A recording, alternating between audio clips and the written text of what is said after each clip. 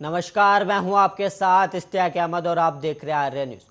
Tokyo में चल रहे 2020 पैरालंपिक गेम्स में शुक्रवार सुबह भारत को बेहद अच्छी खबर मिली है। टोक्यो पैरालंपिक में भारत के हिस्से एक और मेडल आ गया है और इवेंट की शुरुआत से ही मेडल के तगड़े दावेदार प्रवीण कुमार ने हाई जंप इवेंट के फाइनल में सिल्वर मेडल अपने नाम किया है। प्रवीण कुमार के इस सिल्वर मेडल के साथ ही टोक्यो पैरालंपिक में भारत के पदकों की संख्या 11 हो गई है और अब तक पैरालंपिक गेम्स के इतिहास में ये भारत का सबसे शानदार प्रदर्शन है। और टोक्यो ओलंपिक गेम्स की शुरुआत से ही प्रवीण कुमार को हाई जंप इवेंट में मेडल का दावेदार माना जा रहा था। प्रवीण कुमार ने सभी उम्मीदों को कायम रखा और अपना बेस्ट स्कोर करते हुए एशियन रिकॉर्ड भी कायम किया और इस इवेंट में मौजूदा वर्ल्ड चैंपियन ही प्रवीण कुमार से बेहतर स्कोर करने में कामयाब रहे। अफगानिस्तान पर कब्जा करने के बाद तालिबान ने कश्मीर को लेकर बड़ा बयान दिया है और वहीं एक समाचार एजेंसी से बात करते हुए तालिबान के प्रवक्ता सुहेल शाहीन ने कहा कि हमारे पास कश्मीर के मुसलमानों के लिए भी आवाज उठाने का अधिकार है। और वहीं कयास लगाए जा रहे हैं कि पाकिस्तान तालिबान के उदय का इस्तेमाल अलगाववादी एजेंडे की हवा देने के लिए कश्मीर में इस्लामी भावनाओं को भड़काने के लिए कर सकता है। और वहीं जूम कॉल के जरिए बात करते हुए सुहेल शाहीन ने कहा, मुसलमान के तौर पर भारत के कश्मीर या किसी और देश में मुस्लिमों के लिए आवाज उठाने का अधिकार तालिबान के पास है और हम आवाज उठाएंगे भी और कहेंगे कि मुसलमान आपके लोग हैं और अपने देश के नागरिक हैं और आपके कानून के मुताबिक वो सभी समान हैं।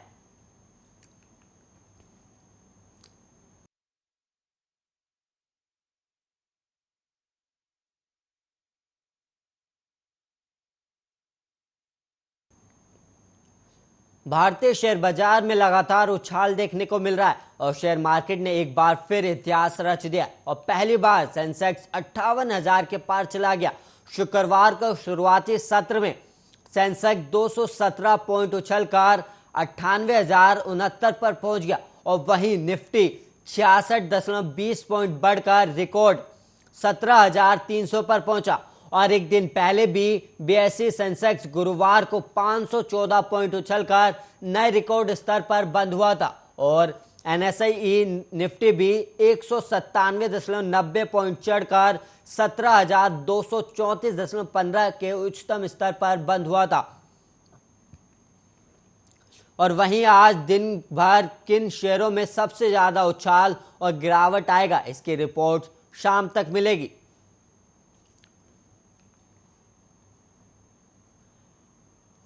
टीवी की दुनिया के जाने माने अभिनेता सिद्धार्थ शुक्ला की गुरुवार को मौत हो गई और वो 40 साल के थे और गुरुवार को पोस्टमार्टम हुआ और आज उनका शव परिवार को सौंपा जाएगा।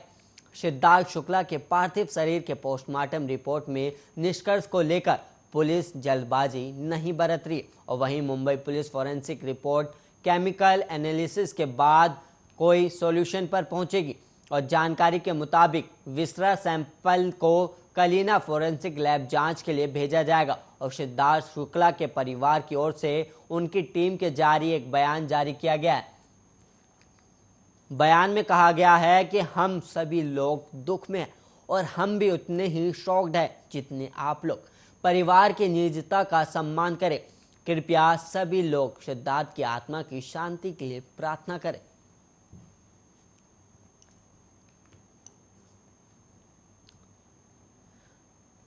भारतीय महिला क्रिकेट टीम 3 वनडे 3 टी20 और एक टेस्ट खेलने के लिए ऑस्ट्रेलिया दौरे पर पहुंची, लेकिन ऑस्ट्रेलिया दौरे पर भारतीय खिलाड़ियों को मुश्किलों का सामना करना पड़ रहा है।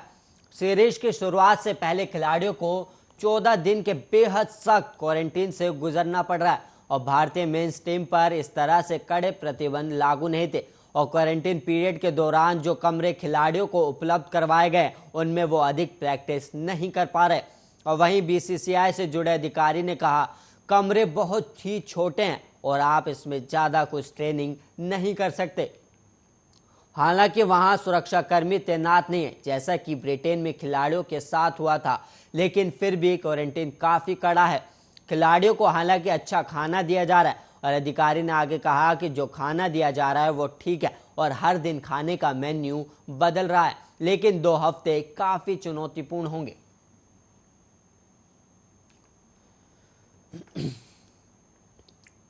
Board of school education Haryana ने इम्प्रूवमेंट एग्जाम के एडमिट कार्ड 2021 जारी कर दिए और जिन छात्रों ने 10वीं या 12वीं इम्प्रूवमेंट परीक्षा के लिए रजिस्ट्रेशन किया है, अब वो आधिकारिक वेबसाइट पर जाकर अपने एडमिट कार्ड डाउनलोड कर सकते हैं। 12वीं कक्षा की इम्प्रूवमेंट परीक्षा 7 सितंबर से 22 सितंबर 2021 तक आयोजित की जाएगी और वहीं कक्षा 10वीं के लिए इम्प्रूवमेंट परीक्षा 7 सितंबर से 18 सितंबर तक आयोजित की जाएगी और वहीं आधिकारिक सूचना के मुताबिक परीक्षा प्रत्येक दिन दोपहर 2 बजे से शाम 4:30 बजे तक आयोजित की जाएगी और उम्मीदवार को परीक्षा शुरू होने से 30 मिनट पहले यानी कि आधा घंटा पहले एग्जाम वेन्यू पर पहुंचना होगा और अपना लॉग ट्रिग्नोमेट्री टेबल और स्टेंसिल और मैप लाना होगा। और वहीं छात्र केवल विज्ञान विषयों में कलर पेंसिल यूज कर सकते हैं और वहीं उम्मीदवारों को परीक्षा केंद्र पर अपनी पर्सनल पानी की बोतल लाना भी अनिवार्य है।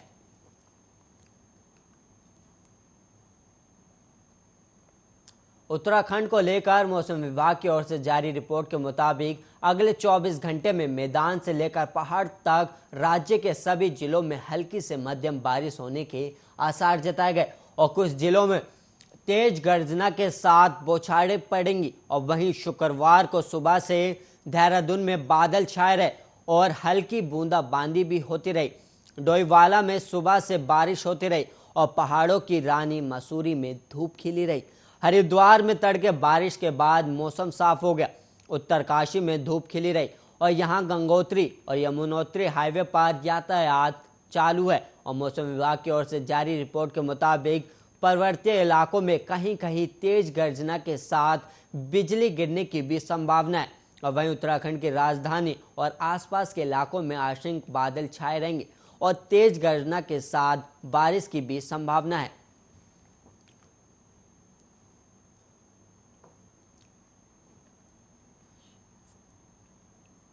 उत्तराखंड के पिथौरागढ़ जिले में मूसलाधार बारिश से मुनस्यारी के सरनाथी गांव के ऊपरी हिस्से में जमीन फट गई और गांव के एक बड़े भूभाग में जमीन पर बड़ी बड़ी दरारें पड़ गई और इन दरारों की चौड़ाई कुछ स्थानों पर 15 सेंटीमीटर से भी ज्यादा है और जमीन दरकने से खतरे की जद में आए गिरगांव और भंडारी गांव में मकान टुकड़ों में तब्दील हो गए और वहीं थल मुनस्यारी मोटर मार्ग में स्थित गिरगांव और भंडारी गांव में पिछले 1 महीने से जमीन दरक रही है और वहीं जाकुला नदी से लेकर गांव तक जमीन धंसने से मकान धीरे धीरे टूटकर कई हिस्सों में बंट रहे हैं और वहीं प्रभावित परिवारों को प्रशासन ने सुरक्षित स्थानों पर शिफ्ट कर दिया है और इसी गांव के ठीक सामने स्थित शरणार्थी के खेता टोक में भी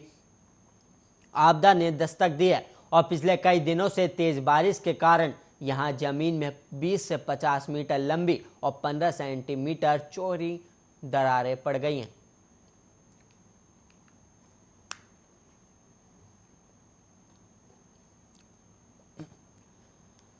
भारत में एक बार फिर कोरोना का खतरा बढ़ने लगा है। भारत में अब रोजाना करीब 45,000 नए कोरोना संक्रमण मामले सामने आने लगे और वहीं आज शुक्रवार सुबह स्वास्थ्य मंत्रालय की ओर से ताजा आंकड़ा जारी किया गया और वहीं मंत्रालय के अनुसार पिछले 24 घंटे में 45,352 नए कोरोना केस सामने आए और वहीं इसके एक दिन पहले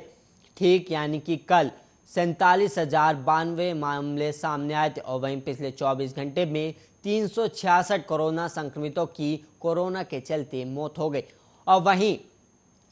कोरोना से करीब 34,791 लोग ठीक भी हुए यानी कि 10,195 एक्टिव केस एक दिन में बढ़ गए और देश में अब रिकवरी से ज़्यादा नए कोरोना केस सामने आ रहे हैं और जिस वजह से एक्टिव केस बढ़ रहे हैं और वहीं कोरोना एक्टिव केस की संख्या बढ़कर अब 4 लाख तक पहुंच गई है और इस मामले में भारत अब 7वें स्थान पर आ गया है।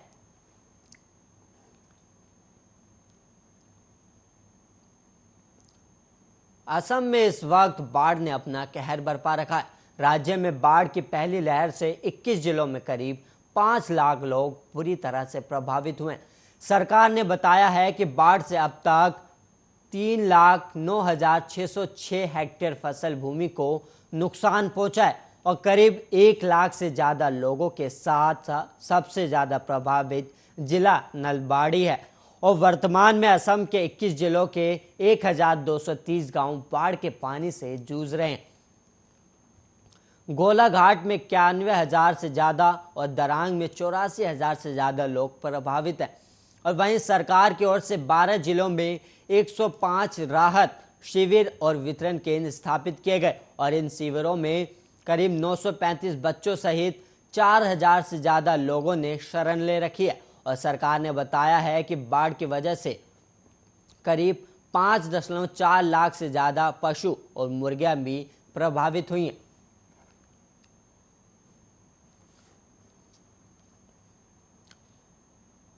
और वहीं देश के अलग अलग हिस्सों में बारिश के कारण बाढ़ की स्थिति पैदा हो रही है और वहीं उत्तर प्रदेश के पूर्वी हिस्सों में बाढ़ के कारण लाखों लोग प्रभावित है और इसी हिस्से के गोरखपुर में बाढ़ ने कहर बरपाया हुआ है। गोरखपुर में राप्ती और रोहन नदियां खतरे के निशान से ऊपर बह रही और इसके कारण निचले इलाकों में पानी भर गया और बाढ़ बुलेटिन के मुताबिक राप्ती नदी 77 मीटर पर बह रही है।